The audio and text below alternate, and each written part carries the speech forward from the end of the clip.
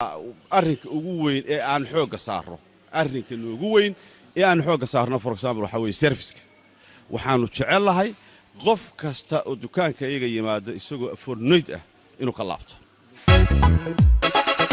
dalkeena jacaylkii bay ku jiro tamasha qalbiguna ma joogi kare ilaa jahdin bahan jibaaxayo jidkan maro han jeedalinay waxaan ahay madaxa suuqgeynta Tasteland ee ah dukaanka Soomaaliyeed ee ku yaala xuduuda Svinesven waxaan rabaa maanta inaan soo gudbiyo qodobo muhiim ah oo aan uga duwanahay dukaamada kale ee ku yaala xuduuda lambar 1 dukaankan waa dukaan Soomaaliyeed wixiisuna xalaal yihiin la hubo 100%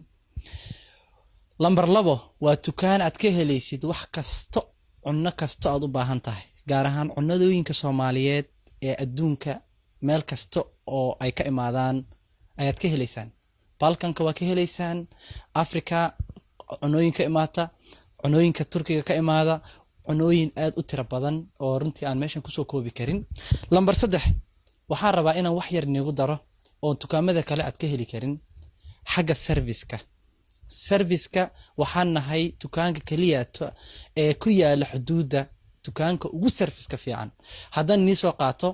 lambar 1 markuu qofku baska uu ka soo dago dukaanka imaado waxaa jiro qof kasta saddexdii qof hal qof oo adeega waxaa muhiim ah adeegaas aan ka hadlayo adeeg yar ma ah wuxuu ugu adeegayaa ama ugu caawinayaa luqadiisa afka Soomaaliga ah isaga oo meel kasta alaabta taalana ku tusaya alaabtana ku qaadaya siiba dumarka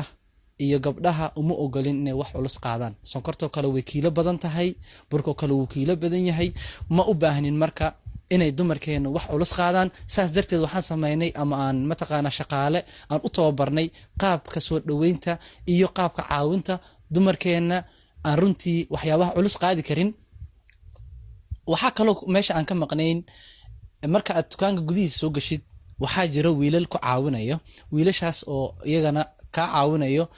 meelaha alaabaha ay ku kala duwan maadaama dukaan aad u weyn yahay aad u baaxad weyn yahay oo mataqaana alaabuhu ay meelo kala duwan ay yaalaan qof kasta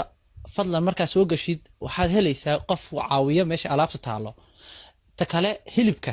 muhiim ah hilibka waxaad helaysaa qof luqadaadi kuugu adeegaya hilibyadu waa kala nooc duwan yihiin badanaa qofku hilibka uu rabo ma fahmi karo laakiin marka af Soomaali loogu soo gudbiyo aad buu u fahmayaa 3 waxaa jira runtii wax muhiim ah oo dadka Soomaaliyeed markastaba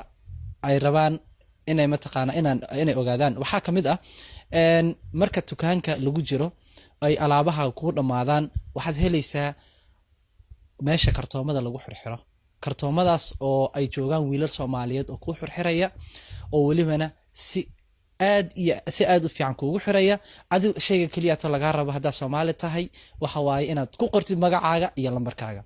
marka alaabtaada kugu dhamaato qof baa ka qaadaya alaabtaadii adoona aad la soconaysid meesha baska ku geenaya wuuna ku raraya taas markay dhamaato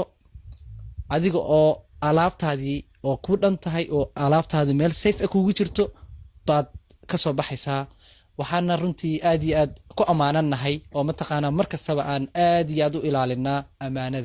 amaanaduna waa shay muhiim ah qofka amaanada runtii quraanka lagu sheegay qofka amaanada xifdiya waa qof mataqaana runtii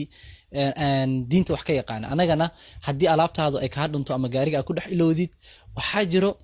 qaab aan amaanada u keeno ama qofka alaabta ka dhunta waxaa jira baabuur anaga aan leenahay private ah qofkii alaabta ay ka dhunto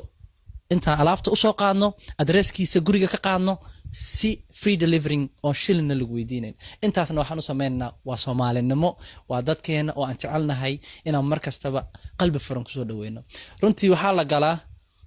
qalbi furan ee guri furan lama galo